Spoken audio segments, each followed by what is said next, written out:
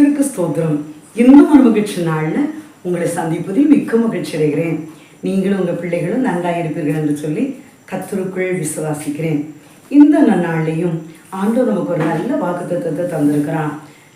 சங்கீத புஸ்தகம் 118 சங்கீதம் 22 வசனம்.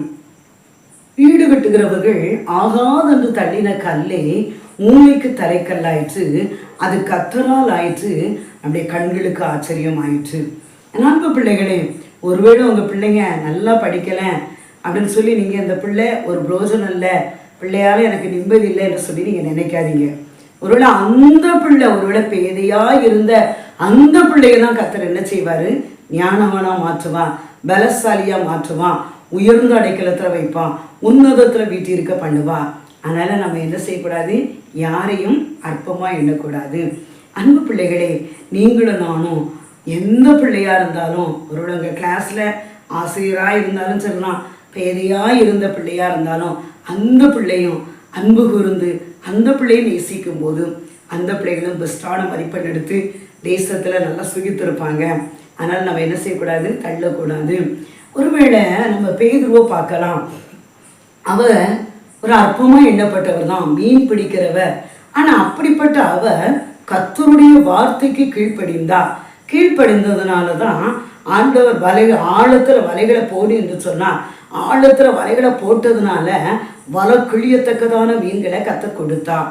அன்பு பிள்ளைகளே, ஒரு மீன் பிடித்து கொண்டிருந்த அந்த பேதுருவை தான் கொண்டு அநேக அற்புத அடையாளங்கள் செய்ய வைத்தான். நம்ம வேதாந்தத்தில் பார்க்கிறோம், அவருடைய நிழல்பட்ட அற்புதம் நடந்து, அவர் சால்வப்பட்ட அற்புதம் நடந்துச்சு. அப்போ ஒருவேளை இந்த பேதை படிப்பறிவில்லாத அந்த பேதுருவை கொண்டு ஆண்டவர் என்ன செய்தார்? அற்புத அடையாளங்களை செய்தார். ஒருவேளை இன்றைக்கி ஐயோ, நான் இத்தனை லட்சம் கொடுத்து நான் படிக்க வச்சும் என் பிள்ளையால் எனக்கு நிம்மதி இல்லை என்று சொல்லி கலங்காதீர்கள். அவன் எந்த வேலையிலையும் செல்லும், ஒருவேளை டிவியுமா இருந்து கொண்டு இருக்கிறான் என்று சொல்லி கலங்காதீர்கள். ஒருவேளை ஒரு வேலையிலையோ ஒரு தொழிலையோ நாங்கள் தொடங்கி கொடுத்தா அதை கூட அவனால் ரன் பண்ண தெரியலை என்று சொல்லி நீங்கள் கலங்காதீர்கள். அந்த பிள்ளை ஆரம்பத்தில் அற்பமாக இருந்தாலும் கர்த்தர் நாளடைவில் அந்த மகனை கொண்டு பெரிய காரியங்கள் செய்ய முடியும். ஆனால் நீங்கள் பயப்படாதீங்க, விசுவாசிங்க, கர்த்தரை நம்புங்க. நிச்சயமாக கர்த்தர் உங்கள் வாழ்க்கையில் பெரிய காரியங்களை செய்வான். மத்தேயு 16:18 பார்க்கும்போது, இந்த கல்லின் மேல் என் சபையை கட்டுவேன், பாதாளத்தின் வாசல்கள் அதை மேற்கொள்வதில்லை. ஒருவேளை கர்த்தர் இந்த நாளில், ஐயா நீங்கள் தேவ ஊழியராக இருக்கலாம், சபைகள் நீங்கள் விசுவாச பிள்ளைகளாக இருக்கலாம், ஒருவேளை நீங்கள் கட்டணும்னு சொல்லி பல ஆண்டு காலமாகி கட்ட முடியலே என்று சொல்லி கலங்கி கொண்டு இருக்கீங்களா?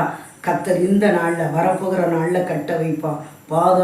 பாதாளத்தின் வாசல்களுக்கு இனிமே மேற்கொள்ளாது. ஏன்னா யார் உங்களுக்கு விரோதமாக எழும்பினாலும் அது செயல்பட முடியாது. கர்த்தர் அந்த இடத்துல கிரியை செய்வான். கர்த்தர் அந்த இடத்துல வாசம் பண்ணி கொண்டு இருக்கிறான். கர்த்தர் அந்த இடத்துல உங்களை மேன்மைப்படுத்துவார், கனப்படுத்துவார். நீங்கள் விசுவாசிங்க, நம்புங்க. கர்த்தர் உங்கள் வாழ்க்கையில் பெரிய காரியங்களை செய்வான். சோர்ந்து போகாதீர்கள். ஒருவேளை அற்பமாக எண்ணிக்கொண்டு இருக்கிறாங்க, ஆண்டவர் அவர்களை கொண்டு பெரிய காரியங்களை செய்வான். ஒரு அருமையான குடும்பத்தினர், அந்த வீட்டுக்கு ஒரு மகன்தான். அவன் நல்ல மகான்னு சொல்லி திருமணம் பண்ணி வந்தாங்க. ஆனால் அந்த மகன் மெதுவாக தான் வேலை செய்வாங்க. ஒரு சுறுசுறுப்பே இருக்காது.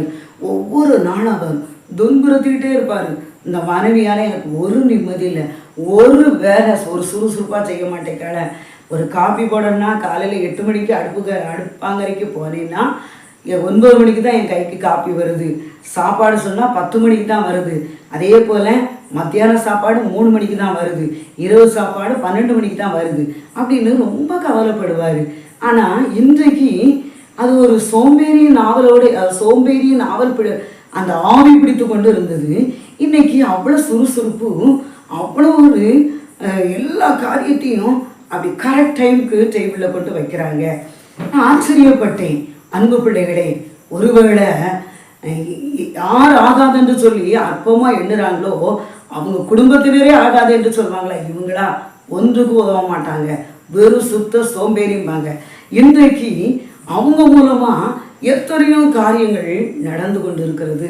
அன்பு பிள்ளைகளே, யாரையும் நம்ம அற்பமாக எண்ணக்கூடாது. அதான் வீடு கட்டுகிறவர்கள் ஆகதென்று சொல்லின கல்லே மூளைக்கு தலைக்கல்லாயிற்று, அது கர்த்தரால் ஆயிற்று, நம்முடைய கண்களுக்கு ஆச்சரியம் ஆயிற்று.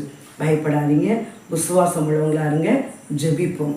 வீடு கட்டுவோர் புறக்கணித்தது மூளை கல்லாயிற்று, வீடு கட்டுவோர் புறக்கணித்தது மூளை கல்லாயிற்று, கர்த்தர் செய்தார் கண்களுக்கெல்லாம் ஆச்சரியம் இது, கர்த்தர் செய்தார் கண்களுக்கெல்லாம் ஆச்சரியம் இது, நான் கர்த்தரையே துதிப்பேன், காலமெல்லாம் துதிப்பேன், வல்லவர் நல்லவர் கிருபை உள்ளவர் என்று பாடுவேன்.